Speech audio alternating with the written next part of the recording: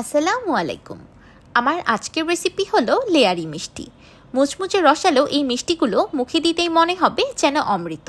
হাতের কাছে থাকা মাত্র 4টি উপকরণে এই অসংখ্য লেয়ারযুক্ত মিষ্টিগুলো তৈরি করে নেওয়া যায়। শুধু তাই নয়, একদিন বানিয়ে সংরক্ষণও করতে পারবেন 15 থেকে 20 দিন পর্যন্ত। By the way, I am chef Ishika. Welcome to iFood channel. লেয়ারি মিষ্টি বানানোর জন্য আমি প্রথমেই একটি মিক্সিং বলে দিয়ে দিচ্ছি 2 কাপ বা 300 গ্রাম ময়দা। এবার ময়দায় দিয়ে দিচ্ছি 1/4 চা চামচ লবণ।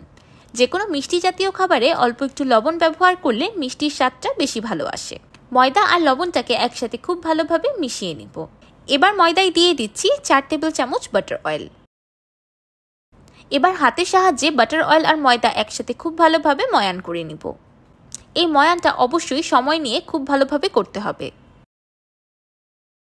ময়ান করতে করতে যখন এমন একটা টেক্সচার চলে আসবে, হাত দিয়ে মুঠো করলে মুঠো হয়ে যাবে, আবার চুরমুর করে ভেঙেও যাবে, তখন বুঝবেন ময়ানটা একদম পারফেক্ট হয়েছে। এবার অ্যাড করব 100 ml পানি। এবার পানি আর ময়দা একসাথে খুব ভালোভাবে মাখিয়ে একটি সেমি হার্ড ডো তৈরি করে নিব। পানিটা অবশ্যই অল্প অল্প করে বুঝে অ্যাড করতে হবে, একবারে বেশি পানি অ্যাড করলে ডোটা সফট হয়ে যাবে। আমার পানিটা একটু কম মনে হয়েছে, তাই আমি ডোয়ে আরও 3 টেবিল চামচ পরিমাণ পানি অ্যাড করে দিয়েছি। আমার এই ডোটি তৈরি করতে মোট 100 ml প্লাস 3 টেবিল চামচ পরিমাণ পানি লেগেছে। এবার হাত দিয়ে মথে মথে খুব সুন্দর একটা ডো তৈরি করে নিব।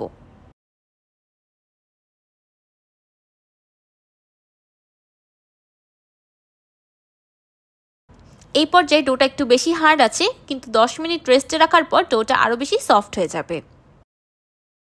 ডোটা খুব ভালোভাবে রেস্ট হয়ে গিয়েছে, দেখেই হয়তো বুঝতে পারছেন ডোটা আগে থেকে সফট হয়ে গিয়েছে আর সেই সাথে স্মুথও হয়ে গিয়েছে। আমি ডোটাকে সমান 10টি ভাগে ভাগ করে নিয়েছি।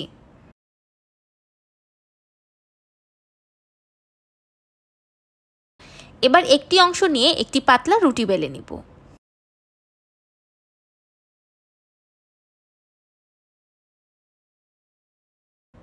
রুটি বেলার সময় ময়দার ব্যবহার করতে পারবেন, এতে কোনো সমস্যা নেই।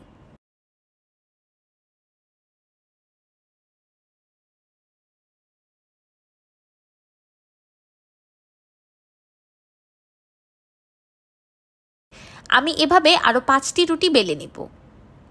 আমি 4টি রুটি এক সাইজের বেলেছি আর একটি রুটি একটু বড় করে বেলে নিয়েছি। এবার এই রুটিগুলোকে লেয়ারিং করার পালা। লেয়ারিং করার জন্য আমি একটি বাটিতে কিছু বাটার অয়েল নিয়ে নিয়েছি। এবার অল্প একটু বাটার অয়েল প্রথমে রুটির উপর মেখে নিব, তারপর হাত দিয়ে কিছু ময়দা ডাস্ট করে নিব।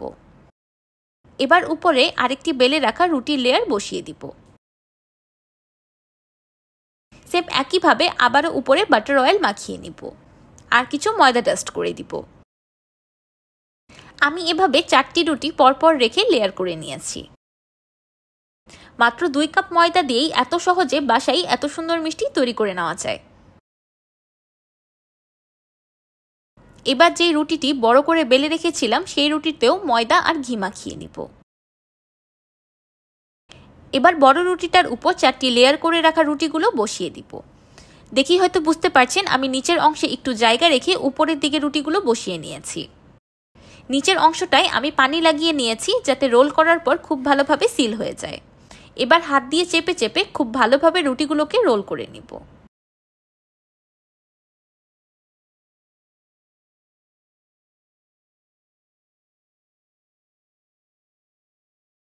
এবার আঙুল দিয়ে চেপে চেপে মুখটাকে বন্ধ করে দিব যাতে খুব ভালোভাবে সিল প্যাক হয়ে যায়। প্রথমে অল্প একটু অংশ কেটে বাদ দিয়ে দিলাম। এবার 1 কড় পরিমাণ করে আমি মিষ্টিগুলো কেটে বের করে নিব। ঘরে যদি কম ঝামেলায় আর কম খরচে কোনো মিষ্টি আইটেম বানাতে চান তাহলে এই লেয়ারি মিষ্টি একদম পারফেক্ট। দেখেন মিষ্টিগুলোতে অলরেডি কত সুন্দর লেয়ার বোঝা যাচ্ছে। এবার 2 আঙ্গুলের সাহায্যে হালকা চেপে চেপে প্রথমে মিষ্টিটাকে ফ্ল্যাট করে নিয়ে তারপর আলতো হাতে বেলে দিব। বেশি বেলার প্রয়োজন নেই, হালকা একটু ফ্ল্যাট করে বেলে নিলেই হবে। আমার একটি লেয়ারি মিষ্টি ডান। আমি এভাবেই সবগুলো লেয়ারি মিষ্টি তৈরি করে নিব।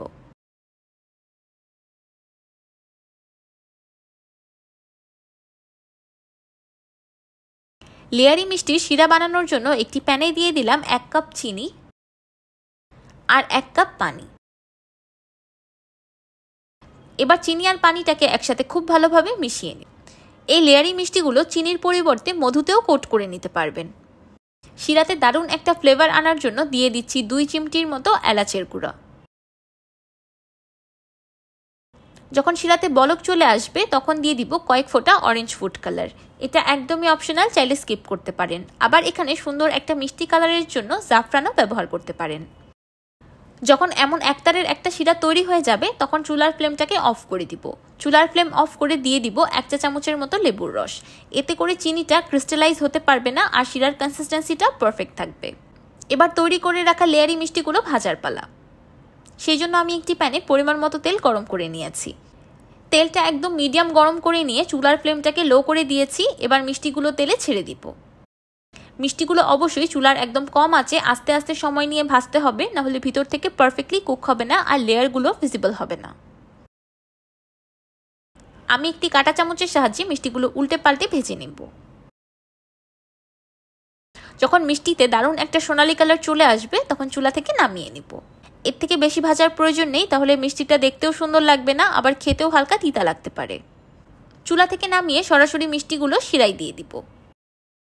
শিরাতে বেশিক্ষণ রাখার প্রয়োজন নেই, 1-2 মিনিট উল্টে পাল্টে শিরা থেকে নামিয়ে নিব। এতে করে লেয়ারি মিষ্টিগুলো সগি হতে পারবে না, একদম ক্রিস্পি থাকবে। মিষ্টিগুলো তেল থেকে তোলার পর শিরায় দেওয়ার আগে যে কোনো এয়ারটাইট কন্টেইনারে করে সংরক্ষণ করতে পারবেন 15 থেকে 20 দিন পর্যন্ত। যখন মিষ্টি খেতে ইচ্ছে করবে তখন শিরা বানিয়ে শিরাতে কোট করেই মিষ্টিগুলো উপভোগ করতে পারবেন। আমি একইভাবে দ্বিতীয় ব্যাচটিও ভেজে নিয়েছি আর শিরায় কোট করে নিয়েছি।